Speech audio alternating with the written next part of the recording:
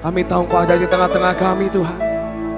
Dan Kau Allah Immanuel, Kau tidak pernah meninggalkan kami Tuhan. Kami tidak gentar, kami tidak takut sebab Engkau beserta kami. Bapa, mari Engkau yang meneruskan apa yang menjadi rencanamu malam ini Tuhan. Sampaikan isi hatimu buat setiap kami boleh menangkap dan mengerti akan isi hatimu Bapa. Terima kasih Tuhan. Biar Engkau yang mengurapi hamba-Mu untuk boleh menyampaikan apa yang menjadi kerinduan. Terima kasih Bapa. Mari saudara Engkau yang siap menerima berkat yang terbaik yang dari Tuhan. Katakan amin. Shalom semuanya.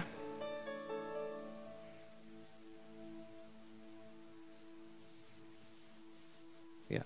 Saudara, hari ini saya akan menyampaikan akan apa yang menjadi isi hati Tuhan yang ditaruh dalam hati saya. Bahwa kita ini tidak boleh hidup dalam ketakutan, saudara. Saudara, siapa yang percaya Tuhan itu mempunyai rencana yang sangat ajaib. Tema kita tahun ini to the top. Awal tahun dikatakan to the top. Top dalam hal apa? Ya, destinimu sampai to the top. Amin. Yang terbaik, saudara. Tapi seringkali, saudara, iblis ini tidak tinggal diam. Saat kita dalam perjalanan kita menuju ke puncak itu, seringkali ada hal-hal yang ditaruh dalam hidup kita yang membelenggu setiap kita, yang membuat kita ini tidak bisa sampai to the top. Salah satunya apa? Salah satunya adalah roh ketakutan ini, saudara. Saya waktu berdoa, Tuhan, apa yang harus disampaikan ya Tuhan untuk malam ini. Dan Tuhan itu berbicara dalam hati saya. Kamu ini harus menang atas ini juga. Saudara, saya ini orangnya ini khawatiran, saudara. Saya ini orangnya sedikit-sedikit suka berpikir yang jauh ke depan gitu, saudara. Beda sama Sofi, saudara. Saya waktu kemarin diizinkan Tuhan untuk liburan.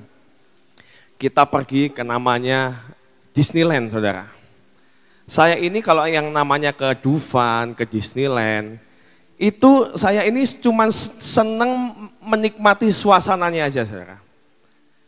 Kalau disuruh naik yang serem-serem itu, saudara, roller coaster lah yang nanti dan lain sebagainya yang muter-muter gitu, saya tuh takut, saudara. Takut apa? Barangkali nih, itu bautnya ada yang lepas gitu, atau ada sesuatu yang lupa ngecek mungkin dan lain sebagainya. Saya tuh tanya, kalau sama Sofi itu saya tanya, Non, kamu itu apa nggak takut naik seperti itu tuh? Kalau tiba-tiba itu alatnya tidak berfungsi dengan baik, misalnya roller coasternya itu ada bagian yang nggak kencang dan lain sebagainya, kan itu membahayakan. Jawabannya dia enteng. Aku ini ya jadi orang ya. Kalau memang hal itu pernah terjadi, di berita-berita saya pernah lihat, roller coaster macet. Kayak kemarin ya anak-anak pergi ke Tegal, saudara, main roller coaster, saya lihat fotonya, loh kok berhenti? Ternyata roller coasternya macet di tengah jalan, saudara. Dan anak-anak harus turun, dievakuasi, saudara. Tuh kan kejadian kan, saudara, ada seperti itu. Dia, Sofi kalau ngomong, saya tahu memang ada hal-hal itu yang terjadi. Tapi kemungkinan itu paling 1/1000. Dan saya percaya itu bukan pas saya naik. Jadi tenang aja, aman. Saudara, beda saudara.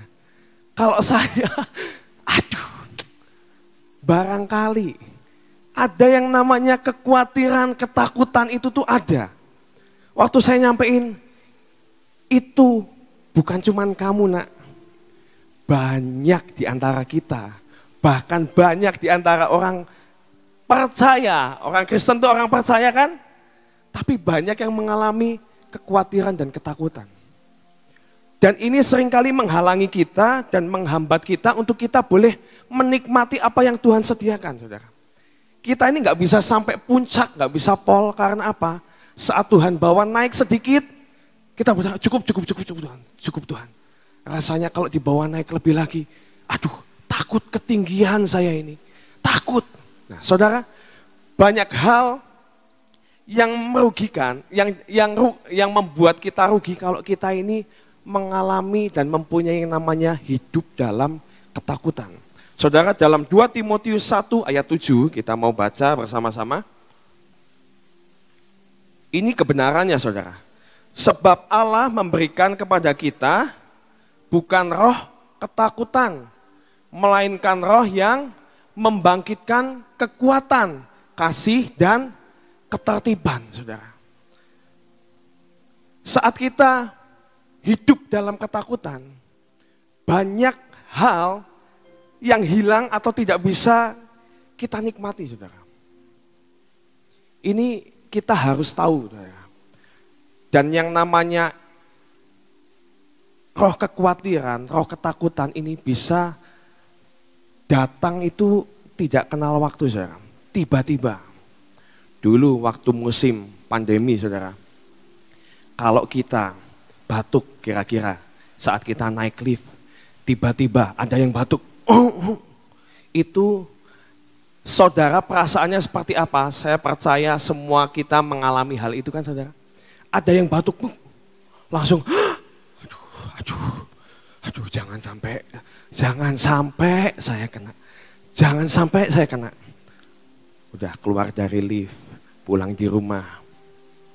Habis makan, mungkin habis makan gorengan saudara. Terus tiba-tiba tenggorokannya ada nggak enak sedikit. Kenapa ya? Aduh, jangan-jangan itu. Tadi di lift, virus yang kecil itu masuk lewat sela-sela masker saya dan masuk ke hidung saya, masuk ke tenggorokan dan paru-paru saya, dan sekarang mandek di tenggorokan saya. Sekarang virus itu sedang bekerja di tenggorokan. Saudara, itu kan seringkali itu datang tiba-tiba saudara. Membuat yang namanya kita ini jadi takut, jadi aduh gimana ya. Itu kejadian sama saya saudara. Saya tidak menghakimi saudara, tapi ini firman buat saya. Firman itu pedang bermata dua saudara. Ya, buat saya. Aduh, saya sering banget ngalami hal yang seperti ini. Makanya kalau diajak naik roller coaster, anak saya paling seneng, ayo naik roller coaster kemarin. Semuanya kita ke Disneyland pagi-pagi, yang pertama dituju apa? Naik roller coaster. Waduh, saya ini sebenarnya takut, khawatir. Tapi saya ini menguatkan hati saya. Saya berkata, ini roh ketakutan bukan dari Tuhan. Roh yang dari Tuhan itu membangkitkan kekuatan. Saya mau family time ini. Saya ikut roller coaster. Dan roller coasternya ini roller coaster yang serem saudara. Ibu Nani pernah terjebak di roller coaster yang sama. Oleh Sophie juga diajak. Namanya Space Mountain. Saudara kalau mau tahu, ini adalah roller coaster yang kita tidak bisa melihat apa-apa. Bukan di ruangan terbuka, tapi di ruangan tertutup, gelap semuanya. Ibu Nani pernah saudara. Diajakin sama Sophie, nggak tahu waktu itu ini permainan apa, Space Mountain. Ajakin Ibu Nani, mama yuk ikut sama aku. Space Mountain, kita naik ke gunung yang tertinggi. Space Mountain saudara. Waduh nggak taunya begitu masuk. Naik ke atas. Nggak kelihatan apa-apa saudara. Langsung Sophie, aduh mama sorry. Aku nggak tahu ini permainannya seperti ini. Ibu Nani nggak tahu saudara. Tapi saya tahu saudara. Apa yang ada di depan saya akan naik roller coaster di dalam kegelapan. Dan namanya kali ini ditambahin Hyper Space Mountain. Kita semua belum pernah naik. Waktu itu saya sama Kian, kamu sama papa aja. Saya ini takut kan, kalau anak saya ini nangis. Kamu sama papa, kayalah sama mama duduknya. Oke, saudara. Ternyata begitu saya masuk naik, saya percaya saya bisa menikmati hal ini. Saudara begitu naik masuk, tiba-tiba langsung. Biasanya kalau roller coaster itu kalau naik kan pelan gitu kan saudara. Ini tiba-tiba naik, oke mulai ya kencangkan ini. Wut, gitu. Dek, langsung berhenti sebentar. Aduh, saya deg-degan. Kean, kamu takut enggak? Enggak. Dalam hati, saya takut gitu kan. Tapi saya enggak ngomong. Tenang Kean, ada papa. Habis itu saudara, enggak ada ampun saudara. Langsung dibawa muter-muter. Saya ngelihatnya cuma cahaya itu. Bet. Enggak tahu saudara, muter mah. Enggak sempet teriak sayanya saudara. Enggak sempet teriak. Saya cuma mikirin, ini Kean masih ada di samping saya kan. Gelap, gak kelihatan apa-apa. Saya cuma mikirin Kean ada di samping saya. Apa enggak? Set. Berjalan cepat sudah. Setelah itu, kapan selesainya? Saya cuma gitu. Berhenti, berat. Udah, aduh lega saya. Saya lihat, Keannya, wah ketawa. Aduh kamu ketawa ya. Untung bukan papa yang nangis ini. Aduh, saya menguatkan hati, turun saudara. Begitu turun gak lama, aduh pusing nih, tensi saya naik gak ya? Saya ini, aduh khawatir, takut saudara. Tensi saya naik gak ya? Tiba-tiba, tidak disangka-sangka. Kenapa mas saya jadi gak enak? Perut saya, waduh gak enak. Saya langsung diem dulu ya. Saya diem dulu. Non, bentar. Saya menenangkan diri dulu. Habis itu, mahku gak enak non. Duduk dulu. Akhirnya saya duduk. Minum hot coklat, diem. Habis itu saya tidak menikmati apapun. Saya cuma jalan-jalan aja saudara. Saudara, kalau kita sudah ketakutan duluan saudara. Banyak hal yang gak kita nikmatin. Saya tanya, Kean, kamu suka? Kayla, kamu suka? Iya. Ayo naik lagi. Ampun, sudah cukup. Ganti yang lain. Ya. Saya nontonnya yang pertunjukan boneka itu saudara. Saudara, kalau kita hidup dalam ketakutan, banyak hal kita akan miss. Banyak hal kita nggak bisa nikmatin saudara. Rugi saudara. Saudara, Yakub ini mempunyai 12 orang anak saudara. Ya, Yakub punya 12 orang anak. Dan anak yang pertama namanya siapa? Ruben. Ruben ini mempunyai yang namanya hak kesulungan saudara. Tapi dia ini akhirnya dikatakan bahwa dalam 1 Tawarik 5, kita mau baca bareng-bareng yuk. 1 Tawarik 5 ayat 1. Anak-anak Ruben, anak sulung Israel. Dialah anak sulung tetapi karena ia telah melanggar kesucian petiduran ayahnya. Maka hak kesulungannya diberikan kepada keturunan dari Yusuf, anak Israel juga. Sekalipun tidak tercatat dalam silsilah sebagai anak sulung. Saudara, Ruben ini bersetubuh dengan selirnya Yakub saudara. Yang namanya Bilha. Bilha ini mempunyai arti yang namanya goyah atau kekhawatiran. Saudara, kita bisa ambil sesuatu. Saat Ruben bersetubuh atau istilahnya membawa akan kekhawatiran atau kegoyahan dalam hidupnya. Itu bisa membuat hak kesulungannya itu hilang saudara. Beda dengan Yusuf saudara. Yusuf seperti kita tahu hak kesulungan itu jatuhnya ke Yusuf. Ke anak-anaknya tepatnya. Yusuf itu artinya apa? Yang ditambahkan saudara. Anaknya siapa? 2, yang satu namanya Efraim. Yang satu namanya Manasye. Manasye itu artinya apa? Manasye itu artinya melupakan setiap kesukaran atau kesusahan. Kita tahu saudara, Yusuf dalam perjalanannya, dia tidak mengalami hal yang mudah. Dia menerima yang namanya janji Tuhan. Dia menerima yang namanya destiny. Tapi dalam perjalanannya, dia mengalami yang namanya jalan yang tidak rata saudara. Dia mengalami yang namanya difitnah oleh saudaranya. Dia difitnah oleh istri Potifar. Dan saat itu dia masuk ke penjara. Dia mengharapkan sesuatu, sudah menafsirkan mimpi. Kamu ingat aku ya, nanti tolong kamu ngomong sama raja. Supaya aku nanti dikeluarkan dari penjara. Dilupakan juga saudara. Mengalami hal-hal yang pahit dalam hidupnya. Tapi ketika Yusuf saat itu mengalami hal itu. Dan dia diangkat sedemikian rupa dan dia dihadapkan dengan trauma masa lalunya. Dia dihadapkan, dia harus bertemu dengan saudara-saudara yang mengkhianati dia. Dan dia berhasil untuk menaklukkan yang namanya melupakan kesukaran, kesusahan, melupakan yang namanya kekhawatiran, ketakutannya. Manasye,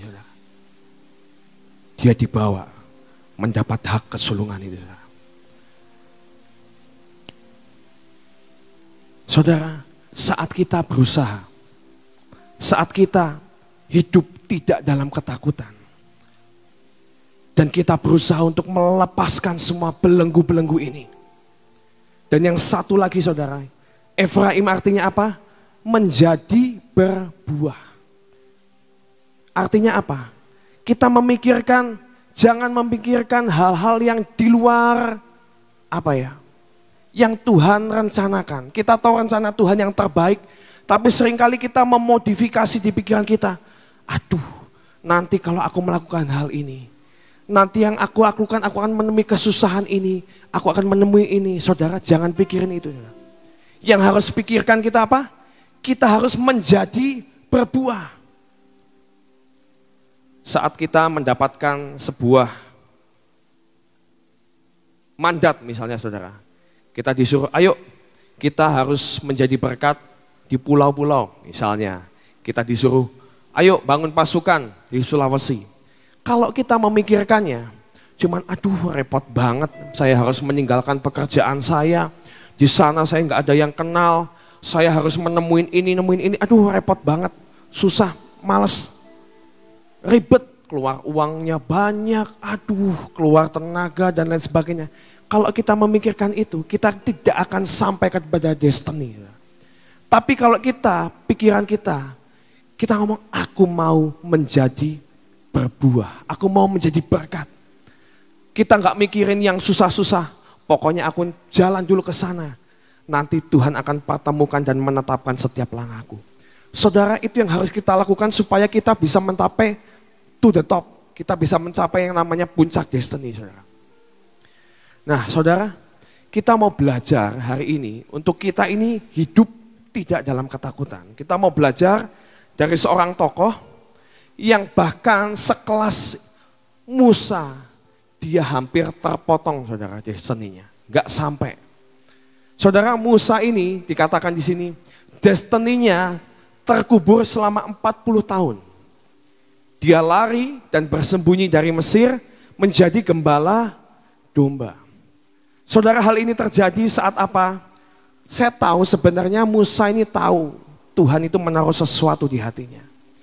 Ketika dia menjadi diangkat menjadi seorang pangeran di Mesir. Dan dia saat itu melihat bangsanya ditindas. Dia pasti punya visi dari Tuhan. Aku ini dipakai Tuhan untuk membebaskan bangsaku.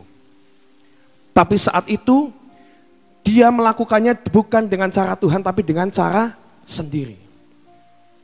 Saat dia melihat ada orang Israel yang dipukulin oleh tentara Mesir. Akhirnya dia turun tangan, dibunuh itu yang namanya tentara. Tapi setelah itu dia menghadapi yang namanya trauma. Karena dia dikejar oleh Firaun. Oh Musa, kamu aku habisi. Saudara, selama 40 tahun. Musa ini hidup dalam ketakutan, hidup dalam kekhawatiran. Dia menghindari yang namanya Firaun, dia menghindari yang namanya Mesir. Dia hidup seorang pangeran, hidup menggembalakan domba saudara. Dia memilih, aduh udahlah, nggak perang-perangan lagi lah, udahlah aku cari yang aman aja. Aku cari yang aman aja udahlah, yang ini aja cukup. Yang penting aku bisa makan, aku bisa melakukan semuanya dengan keluargaku, cukup. Saudara, kalau Tuhan tidak beracara, Musa ini bisa habis. Destiny-nya tidak sampai. Tapi kita percaya Tuhan ini punya Tuhan, kita punya Tuhan yang ajaib. Dia punya rencana yang ajaib untuk setiap kita. Dia ini punya rencana, kamu ini anak sulung loh. Kamu ini anak sulung. Jangan ambil berkat yang lain. Saudara percaya, saudara anak sulung? Saat kita menerima Tuhan sebagai juru selamat, kita ini menerima hak sebagai anak sulung, saudara. Hak kita ini apa? Double porsi. Jangan puas dengan yang biasa-biasa. Saudara, Tuhan pengen kita mencapai yang namanya double porsi ini. Dan saat itu Tuhan bawa paksa Musa untuk lepas dari belenggu yang namanya roh ketakutan, saudara. Seringkali kita ini dihadapkan Tuhan dengan segala sesuatu yang menurut kita atau menurut pandangan orang ini kok nggak enak aku harus mengalami hal ini, hal itu. Sebenarnya itu Tuhan punya rencana yang ajaib di balik semuanya itu. Saat Musa di tengah kekhawatirannya, di tengah ketakutannya, dia mengambil udahlah aku tidak mau mencapai destiny yang to the top. Sampai di sini aja cukup. Tuhan berkata, enggak cukup. Saudara, Ibrani 12 ayat 6 dikatakan, sebab Tuhan mengajar setiap orang yang dikasihinya, dan ia mencambuk setiap orang yang diakuinya sebagai anak, saudara. Kalau engkau hari-hari ini mengalami yang namanya, aku ini takut untuk menghadapi itu. Tapi Tuhan kok seolah-olah pepet kamu, untuk kamu mengalami bersama Tuhan. Saudara, itu artinya Tuhan menganggap kita ini sebagai anak, orang yang dikasih. Sebab apa? Sebab Tuhan tidak pengen destiny kita terpotong. Saudara, bagaimana cara mematahkan yang namanya roh ketakutan? Dan kita mau belajar dari apa yang dialami Musa ini. Saat itu Tuhan bawa, utarakan rencananya ke Musa. Saat Musa menghampiri yang namanya semak belukar yang ada apinya itu, saudara. Dan Tuhan nyatakan rencananya, Musa, aku mau bawa kamu untuk kamu memenuhi destiny kamu, membebaskan bangsa Israel. Dengan cara kamu harus pergi ke Mesir. Kamu harus hadapi yang namanya Firaun. Saudara, Musa dihadapkan dengan keadaan yang seolah-olah nggak enak untuk memenuhi akan destiny-nya. Tapi Tuhan punya rencana yang ajaib.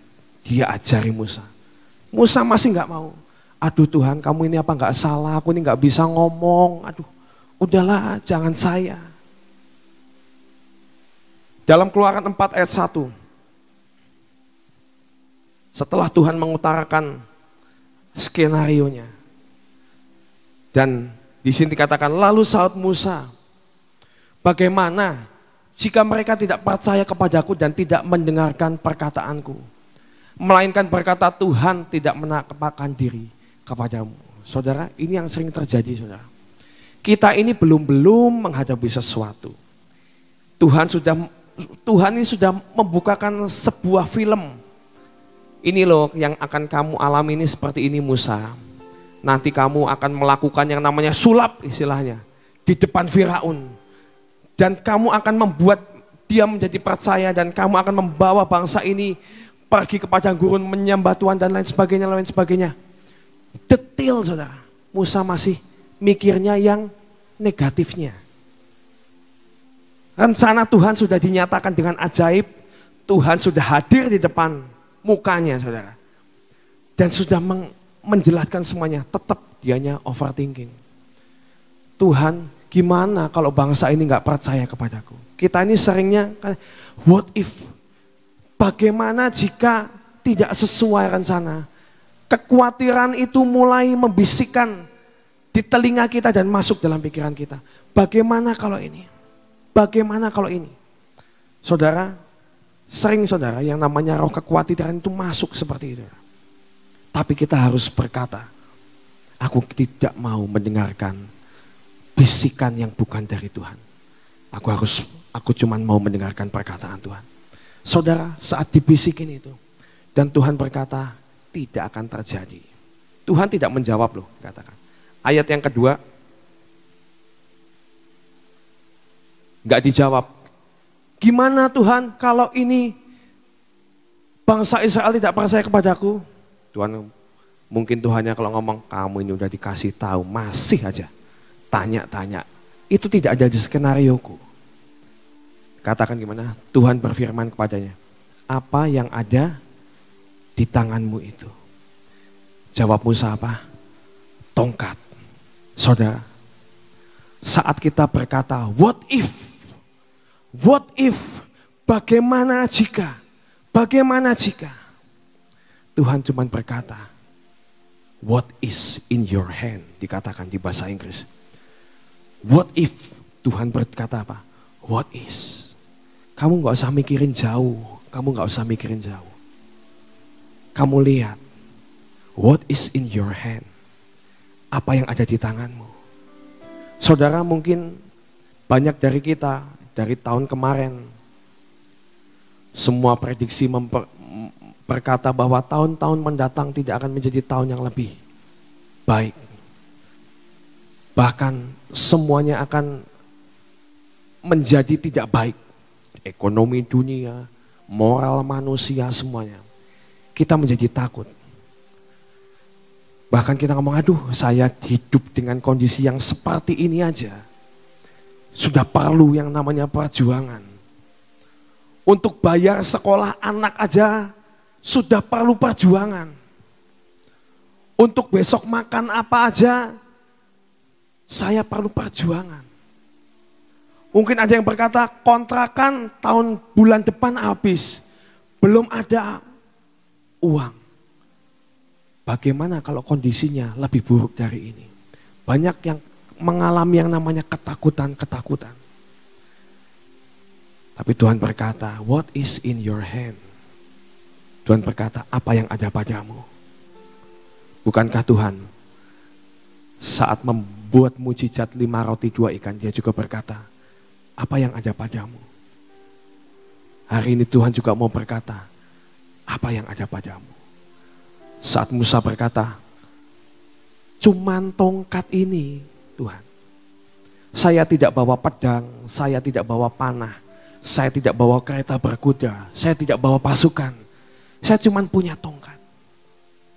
Apa yang Tuhan katakan? Lemparkan tongkatmu. Cuman tongkat satu-satunya, dan Tuhan pengen apa? Serahkan kepada Tuhan.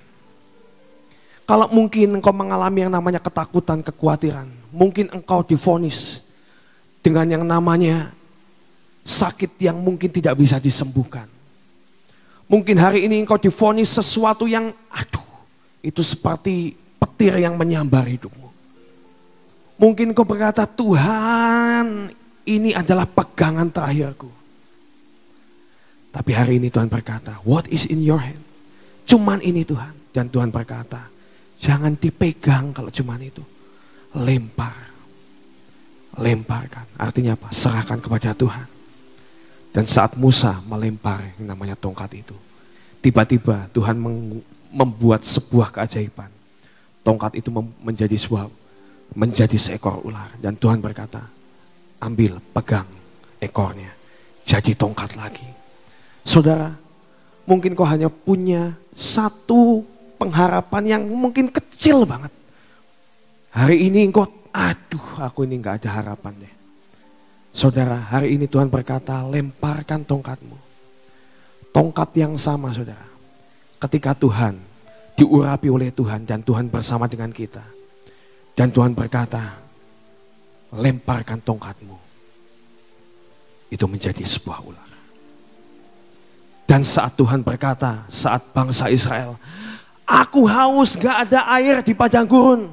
Tuhan cuma berkata, pakai tongkatmu. Pukulkan ke gunung itu. Dan itu akan membuat keajaiban. Saudara, mungkin itu hal yang kecil. Pengharapanmu, Musa tidak bawa pedang. Musa hanya bawa tongkat. Dan Tuhan yang bersama dengan dia. Dan tongkat yang sama. Saat membawa bangsa Israel, saat terjepit. Dan Tuhan berkata, angkat tongkatmu. Tongkat yang sama membuat yang namanya laut itu terbelah, saudara. Saudara, mungkin hari ini engkau cuma punya hal yang kecil, sederhana. Tapi bukankah Tuhan berkata, iman yang sederhana, iman yang seperti anak kecil itu yang akan membuat kita sampai kepada destiny kita, saudara. Amin, saudara.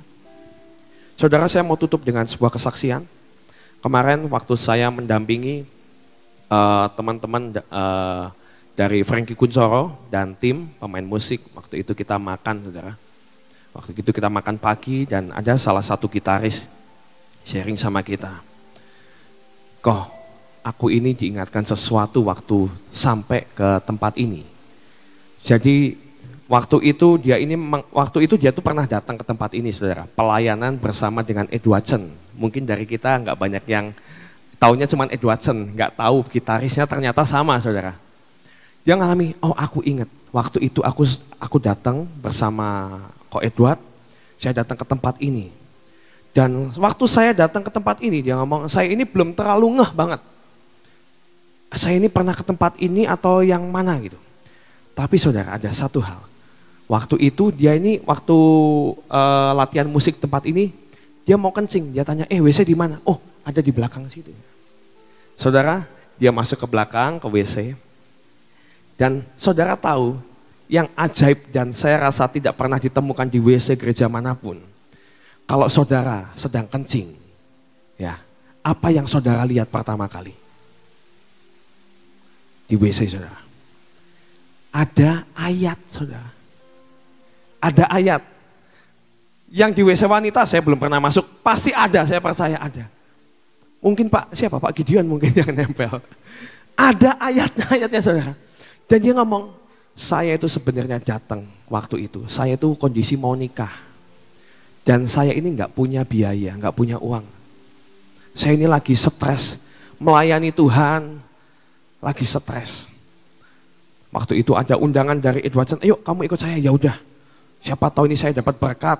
Berkat itu bisa untuk mencukupi mungkin untuk kebutuhannya, tapi kebutuhannya besar saudara. Dan dia waktu itu, di tempat itu, dia buang air dan dia baca ayat ini saudara. 1 Petrus 5 ayat 7. 1 Petrus 5 ayat 7. Pasti kalau pemusik apal ini lihat. Serahkanlah segala kekhawatiranmu kepadanya sebab ia yang memelihara kamu. Saudara, cuman ayat segini saudara. Itu membuat rohnya bangkit. Yes Tuhan, terima kasih Tuhan. Dia ini sedang khawatir, sedang takut. Dan saat dia membaca ini, yes, ayat ini menguatkan aku. Dan itu membuat dia bertahan untuk dia tur bersama Ed Watson. Saudara, dia berpikir bahwa setelah dia ikut pelayanannya, Ed Watson ini dia mendapatkan biaya uang yang besar dan bisa menutup. Ternyata enggak saudara. Masalahnya tetap ada. Tapi dia sudah menyerahkan kekhawatirannya. Dia melemparkan tongkat kekhawatirannya kepada Tuhan. Tuhan, ini ada tagihan Tuhan, aku mau kawin. Saudara, ya kesaksian, tiba-tiba dari seorang yang tidak dikenal, dia mendapat transferan uang yang cukup besar, nolnya banyak mas saudara. Dia sampai berkata kepada calon istrinya, ini aku gak salah nih, ditransfer segini banyak, nolnya gak salah nih, gak salah. Dan Tuhan berkata, saat engkau lemparkan kekhawatiranmu kepada Tuhan, jangan kepada manusia. Saudara. Tuhan sanggup mengubah itu. Menjadi apa? Menjadi transferan yang banyak. Menjadi macam-macam kebutuhanmu. Kesembuhan. Menjadi apapun itu. Saudara. Sesuai kebutuhanmu. Saudara, Tuhan berkata, wow, ajaib, aku ingat tempat ini. Tempat ini punya sejarah dengan hidupku. Dan waktu itu dia kemarin datang sama istrinya, dia cerita, nih sayang, ini tempat yang waktu itu aku ceritakan kepada kamu. Di tempat ini Tuhan menguatkan aku dan menyuruh aku melemparkan tongkat kekhawatiran dan kita melihat mujizat. Saudara, mungkin hal yang kecil, kalau kita disuruh tempelin dong ayat di mana, buat apa?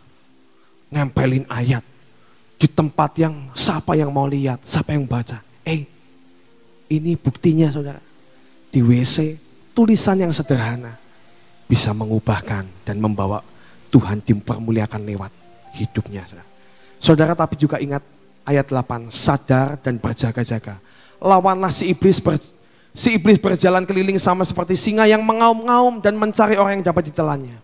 Lawanlah dia dengan iman yang teguh. Sebab kamu tahu bahwa semua saudaramu di seluruh dunia menanggung penderitaan yang sama. Next.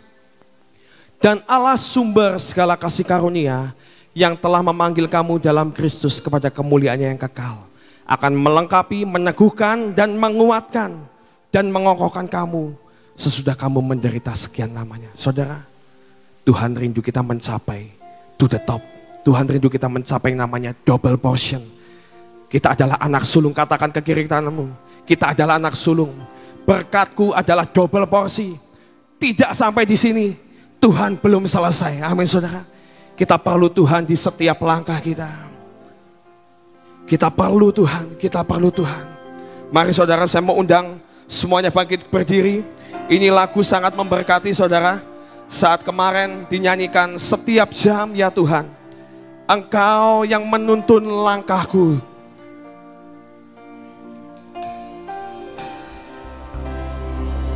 Di setiap nafas ku perlu Kau.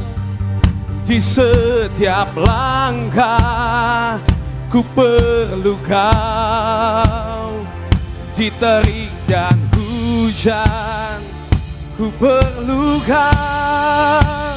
Yesus, Yesus Kau yang ku perlu.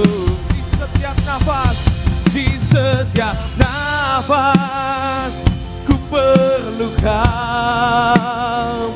Di setiap langkah kami perlukan tuntunanmu. Kami perlukan keajaibanmu Tuhan. Ku perlu Kau. Yesus Kau yang ku perlu. Di setiap nafas, di setiap nafas. Tuhan, Engkau yang menghancurkan setiap belenggu, setiap roh kekhawatiran, setiap roh ketakutan di hidup kami yang menghambat kami untuk kami boleh sampai ke puncak. Dipatahkan, dipatahkan, dipatahkan. Kami mau lemparkan tongkat kami Tuhan. Kami perlu Kau. Di setiap langkah, di setiap nafas ku perlu Kau.